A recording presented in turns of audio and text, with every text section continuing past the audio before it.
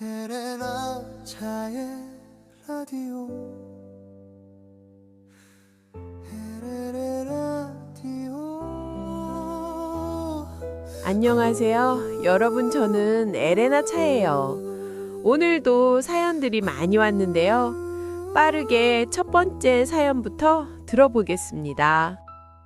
안녕하세요. 27살 갓 전역해서 키즈카페 알바를 하고 있는 김알바입니다.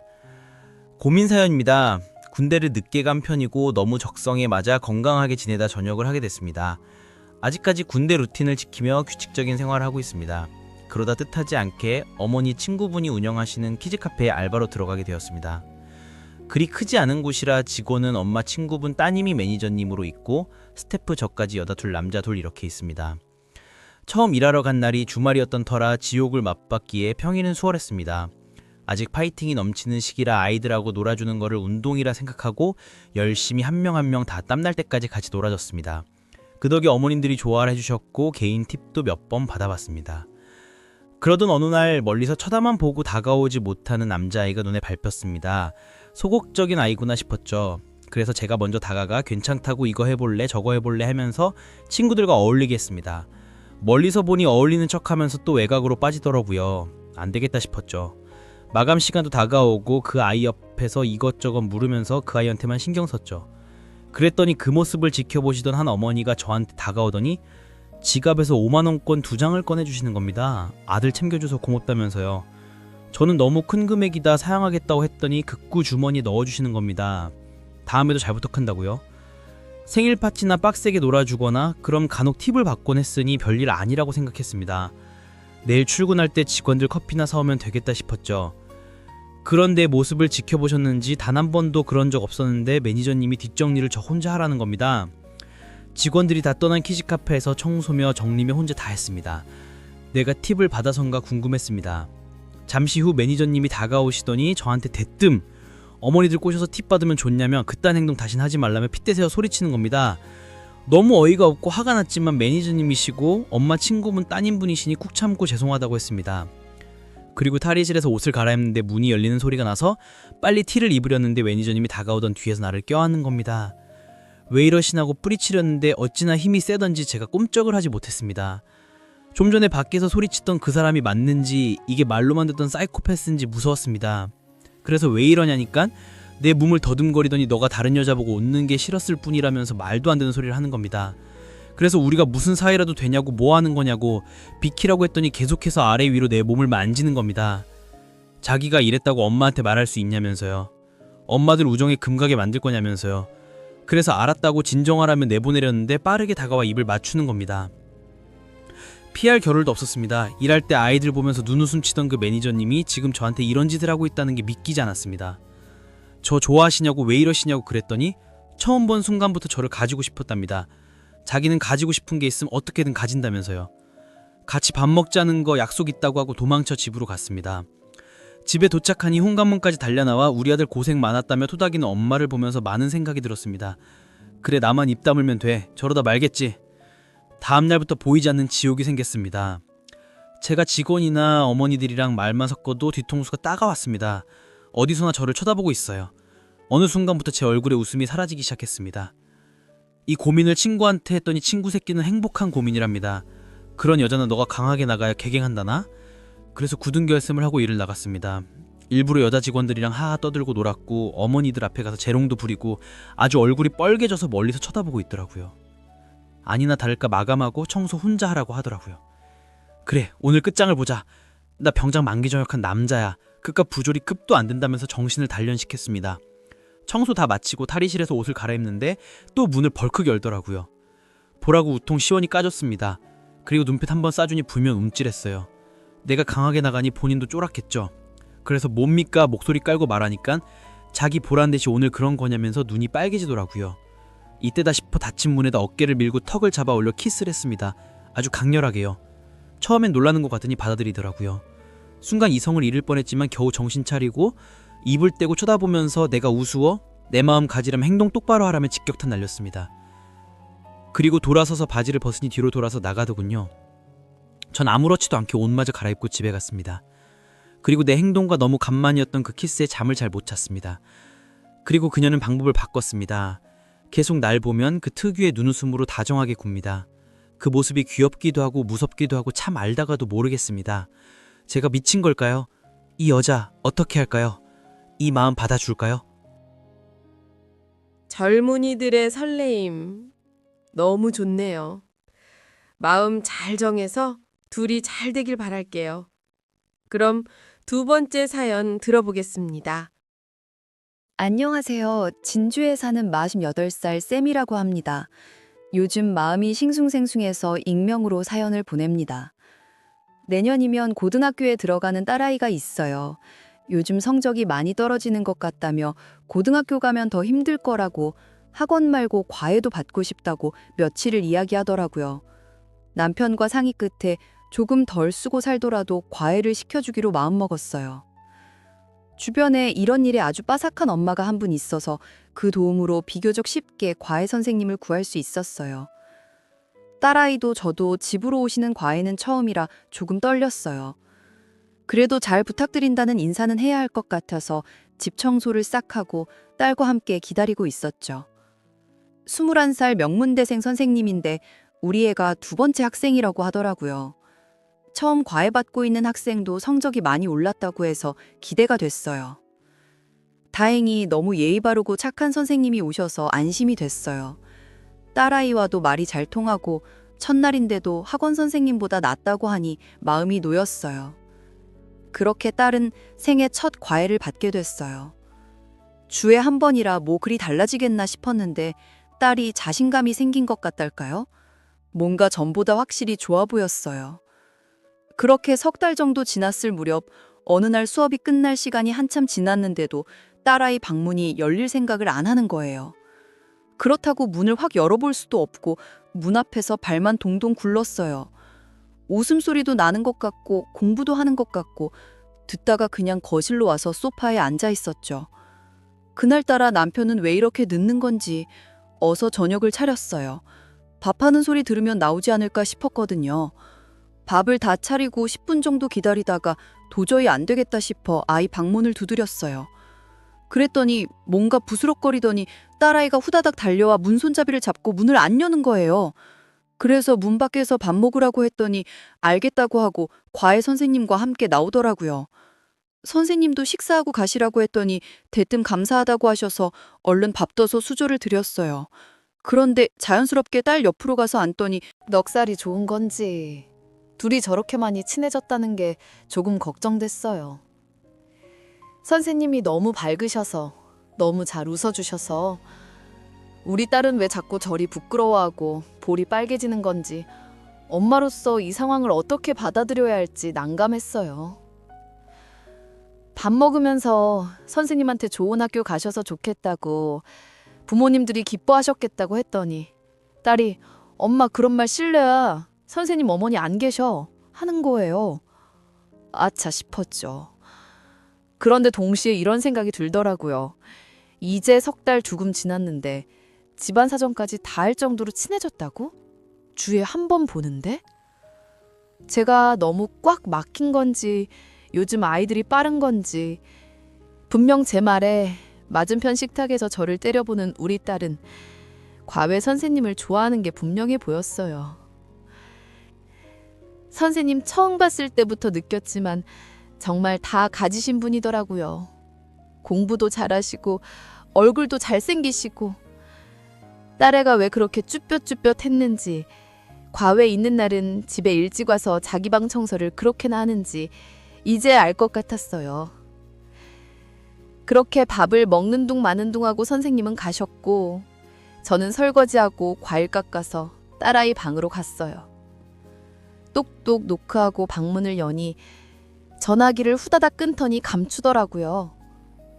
자연스럽게 누구야? 친구야? 왜 전화 안 받아? 과일만 주고 나갈 건데 했더니 쳐다보지도 않더라고요.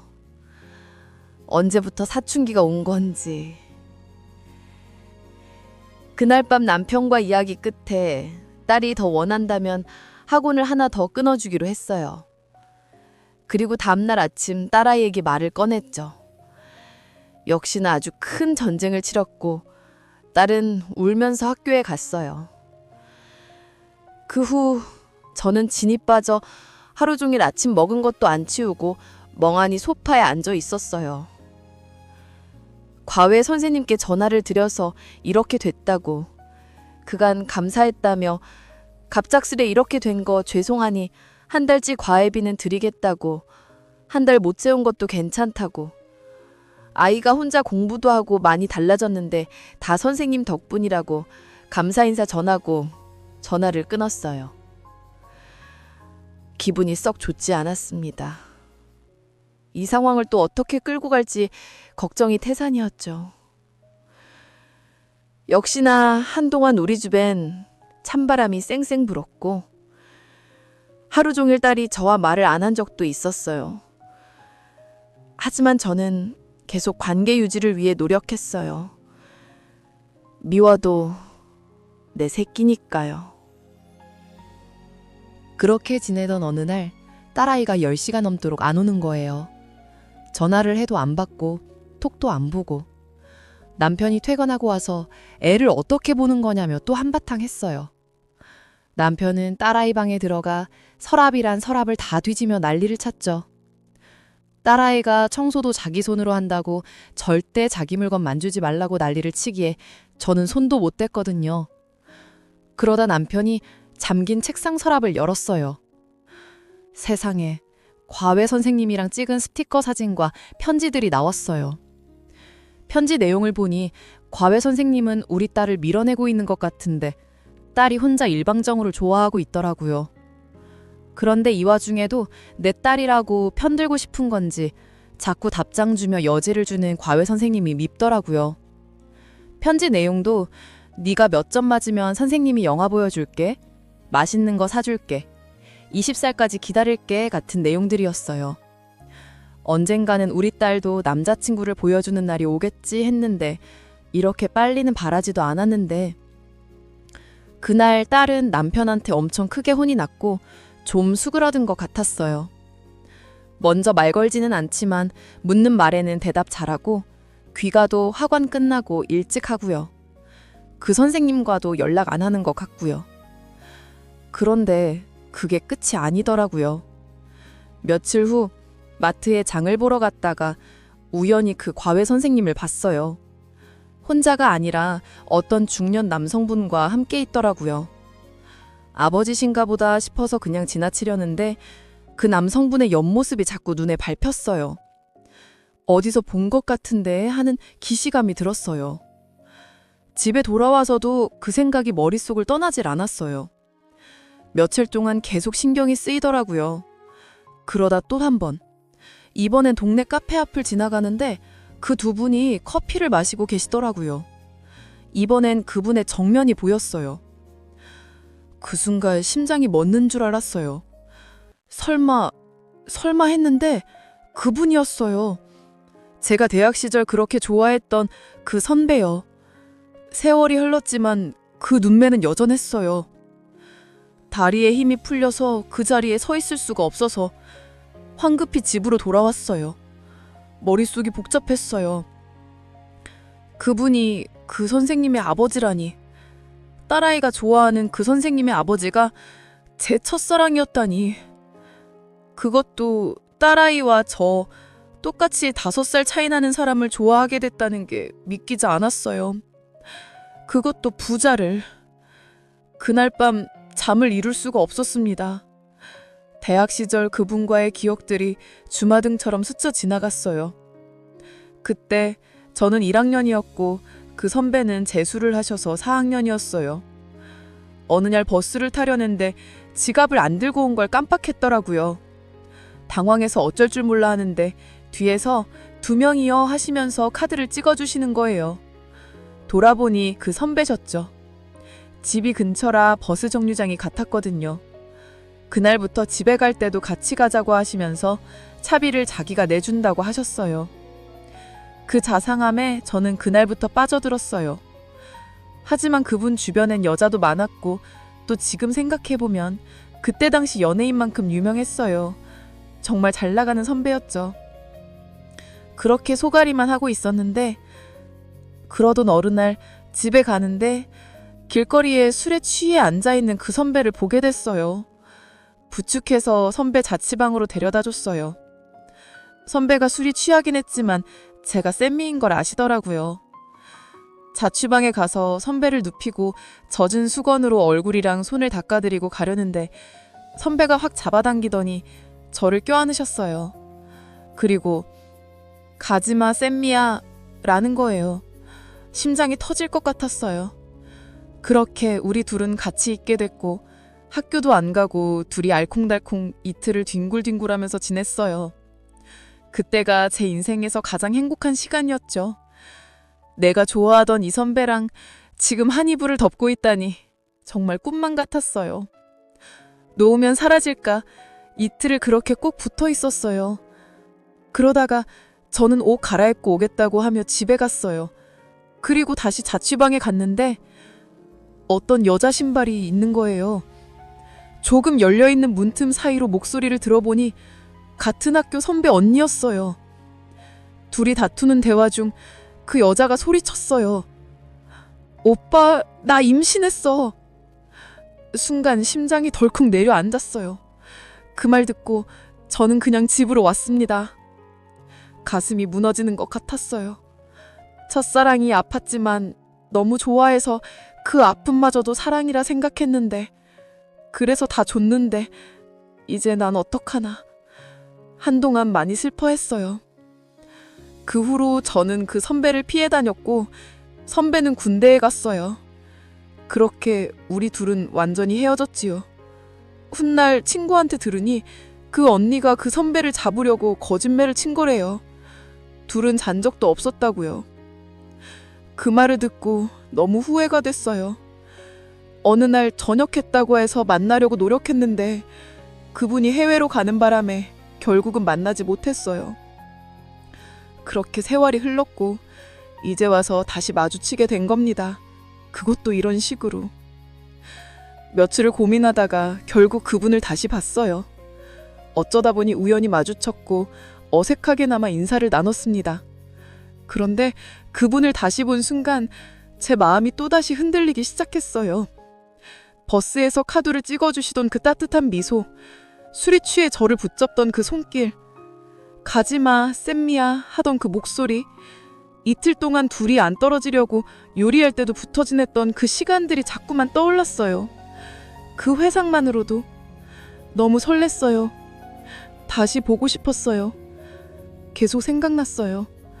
20몇 년이 지났는데도 그분을 보니 심장이 터질 것 같았어요. 그런데 동시에 딸아이 생각이 났어요. 딸아이한테는 과외 선생님 만나지 말라고, 나이차도 있고 지금은 공부할 때라고 했는데 정작 저는 옛 연인 생각에 이렇게 설레고 있다니. 하필이면 왜 지금인가요? 왜 이렇게 된 걸까요? 다시 만난 게 지금이어서 딸아이의 첫사랑, 그리고 제 첫사랑이 바로 그 부자라는 게, 어머니로서는 딸을 말려야 하는데 한 여자로서는 제 마음도 어쩔 수가 없어요. 딸 때문에 이러면 안 되는 거 아는데 자꾸만 그분 생각이 나요. 이 복잡한 감정을 어떻게 정리해야 할까요? 앞으로 어떻게 해야 할지 정말 막막합니다.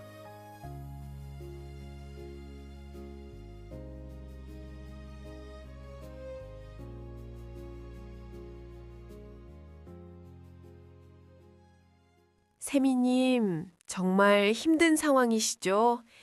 첫사랑의 재회와 딸의 첫사랑이 얽힌 이 모든 복잡한 감정 너무나 자연스러운 거예요.